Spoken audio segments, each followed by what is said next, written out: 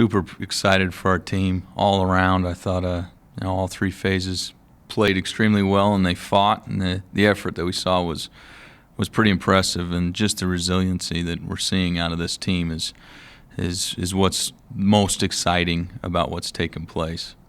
You go back and you look at the game film, there's a lot left on the field, and that's the hard part about it. You enjoy the victory, and then you come back in, you see still what you can do better, and I'm excited to continue to grow and with these players and see where it takes us.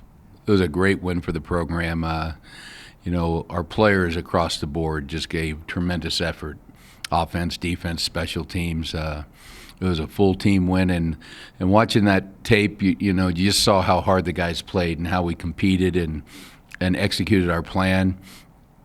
For the most part, very successfully. This was a team that was extremely explosive, especially running the football. And we gave up our 3s and 4s, but we didn't give up the big one against them. And we gave up one big pass where we broke a coverage. And besides that, there was no big plays that really stood out. And that was a key for us going into the football game. So I was just proud of the players, just the way they competed and took hold, especially after the last couple of weeks. We've kind of been in some gut shots and trying to bounce back. And it just shows the character of our football team and the leadership that Ernest has with the players. This team is different. The culture's starting to turn, I think, and you can see it. And it is young.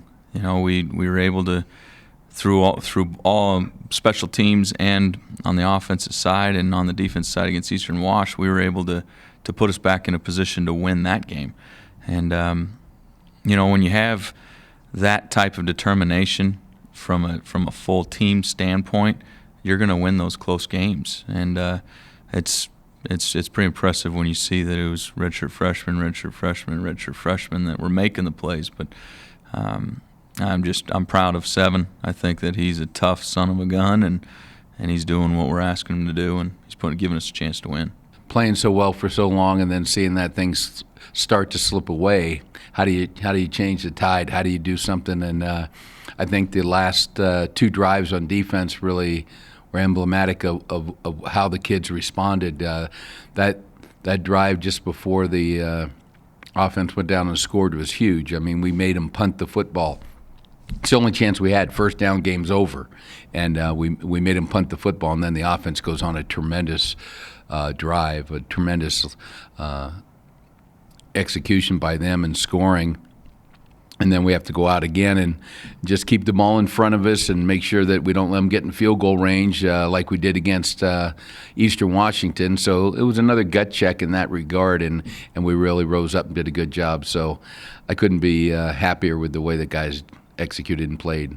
We do practice our 2-minute drill every week, and we have our series of plays that we'll run. But any time that you can get a gain of 20 or plus more yards along the sideline to open up a drive, you're going to have a chance to be successful.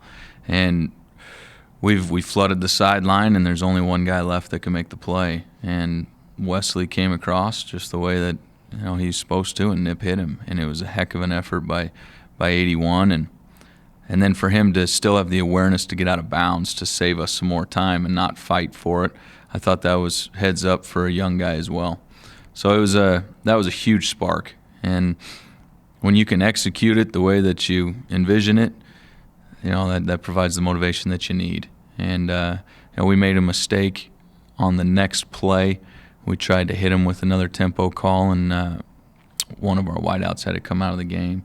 So we took a shot down the sideline, and we didn't get it, and then came right back to Trey. Isolated him on a linebacker, and as soon as I saw the way they were playing the formation, I knew it was going to him, and it was exciting just to see it from upstairs and to see our players executing the way that they're supposed to execute, and to put ourselves in a chance to win the game. So it was a lot of fun to watch them perform from upstairs. Well, you hope you can build on the positives, but I think just like losing the games before, if you get too low, you're not going to come back and do the right things. And if we get too high, we're not going to be the same team either. And I think we really tried to stress to the players about this is what it takes, but let's keep the balance. Let's keep understanding that each week you have to show up and play. North Dakota is an excellent football team, great running football team. Two running backs that are really tough guys to get down, and so we have to be ready for them. And North Dakota's the only other team beat Portland State too. So they know what it's like to win some football games, and they're awful tough at home. For us, this is rivalry week, and you guys know that. North Dakota, it's always a tough game. You got to respect them for sure. But this takes us back to the old NCC days, and I'm first and foremost trying to get that across to our offensive unit to get them to understand the importance of this matchup. And I think they're starting to kind of see it, and they understand the tradition behind it. But the one thing that stands out about North Dakota is I think they're number one in run defense right now. And so we were able to do some things schematically that gave us a big boost against Portland State in the run game. I think the way we were trying to attack them is different than what anybody else had done. And for us, that's the challenge. They'll give you 3-down personnel, but they're going to be in 4-down fronts quite a bit, and they do a lot of games up front, a lot of movement. And so their defense coordinator does a good job, and we're going to have our hands full. That's for sure. I think if we can protect, we're going to have some opportunities outside for sure. There are some similarities, the fly sweep action and the QB run game off of that, or the zone off of that, is definitely a similar type aspect. But these guys are a little bit different from the regard that they do a lot of outside zone plays with their team. Not that Portland State didn't, but these guys really live in it. And they're more of a multiple shift team. They like to, shift guys around, move guys around before they snap the football. More than Portland State did. But in terms of their philosophy, it's just like Portland State. Run first, run second, and maybe even run third. But they're a run football team, and that's how they build their toughness and their name by running the football. I know that you guys take it one game at a time, but is that always something that maybe sits in the back of your mindset? I mean, if we have a chance to do something that no other program has done.